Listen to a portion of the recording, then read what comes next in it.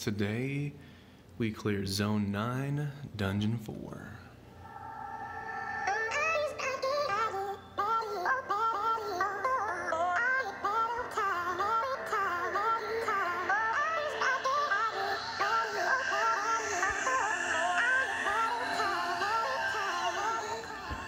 Welcome back to another Bit Legends video.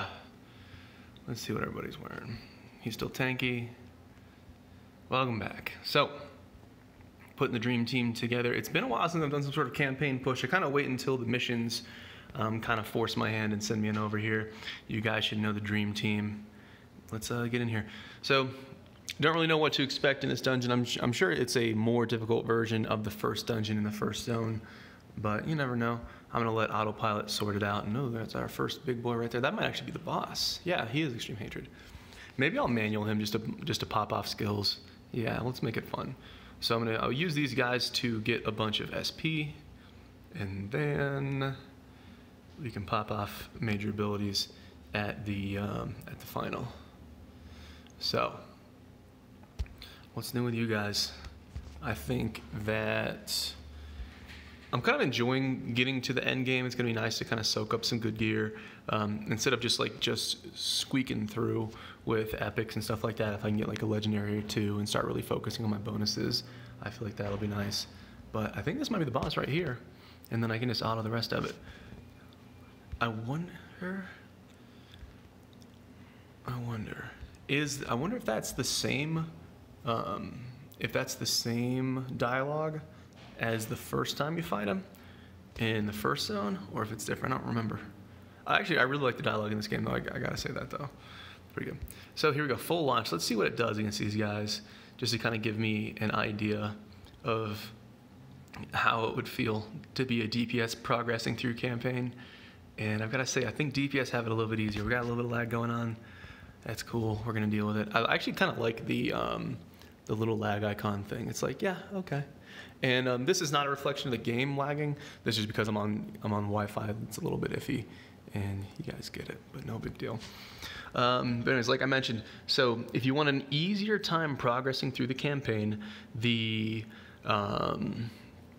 DPS players are going to have a better time to do it. If you get stuck, I really suggest pushing your class experience and getting talents. You might be wondering, should I really work on my gear? Should I really work on my minions? I think, what is that? It should be dropping quality 9 here. It's a known bug. It's been reported and all that, but it feels bad every time because you're like, could that possibly be? There you go. Hey, there you go. Dungeon's done. There you go. Look at these big boys. Oh man, this is gonna be fun. But anyways, yeah, so easiest way to progress through the campaign, like I said, if you get stuck, really consider pushing talents. It's a good investment. You're always going to have your talent points. If you want info on the talents and things like that, check out the Discord. It's all there. I think there's some fairly clear builds that I'm really enjoying. I do hope that they tune up Kung Fu Master or they make it more appealing. Same thing with Engineer. And I really hope that Artist is really well thought out. It's very difficult to test anything in this game because you have to invest so heavily. So most of us are really just operating on the theory craft and just reading the skills and just taking things at face value. Really difficult to get in there and actually use the skills and test things out and test for bugs and whatnot. When it's just such an investment. Like if I switched to another class right now, I'd be level 0 and have no talents and it'd just be a big old grind. Now on the flip side of that, as we get to end game and as people eventually max out their current class, I'm still assuming that the max level of a profession is level 100, but as people max out, you know, you're gonna have excess books and you can either sit on them and save them for, you know, forever or whatever, or you can start pumping them into other lines in the future. And so that's gonna be a little bit cooler. That's where things are gonna get kind of fun. And so just, you know, imagine a couple months down the road when you have a ton of extra XP. That would be cool. But it's still very expensive to reset your stat points, even if you're staying the same class or if you're swapping class. It's a ton of gems there, so I don't think people are gonna do it much, if at all. But yeah. One thing to mention is that when you do respec when you do switch from one class, like from Kung Fu Master to Bounty Hunter, for example, if you're level 10 in Kung Fu, you're not going to lose that level 10. So theoretically, if you went back to Kung Fu, you would start right where you left off. So that's nice. You're not losing progress per se. I hate games where you progress super far and you lose it. Like, let's say a game that has like crafting professions. You become like a level 100 tailor, and then you respec to like weapon smithing, and then you have to start over weapon smithing. And then if you go back to tailor, tailor's level 0. Like, did you just forget how to sew? Did you forget how to cut cloth? Like, you know, once you know how to knit, you know how to knit, fellas. It's just how it is. It's like Grandma said, it's like riding the bike.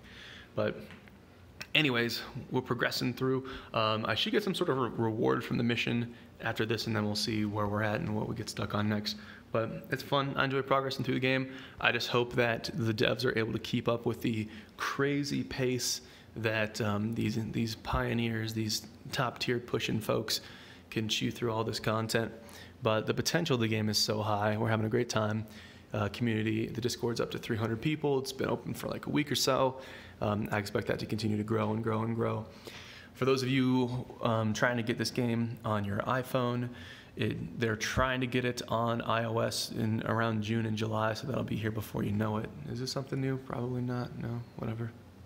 Warfare? Is it new? It might be. So like I said, June, July for that. If you want to get a head start, which you definitely should do, play it on your computer on an Android emulator. Just sync it with Facebook. That way, when it comes on iOS, you'll be able to go and sync it to your phone, no problems. But if you want to play on iPhone, you need to sync with Facebook, not with Google. If you don't care about iPhone, you don't use Apple stuff, then using Google is just fine, no problems there. All right, we got to go to the next one. So, I appreciate you guys for watching.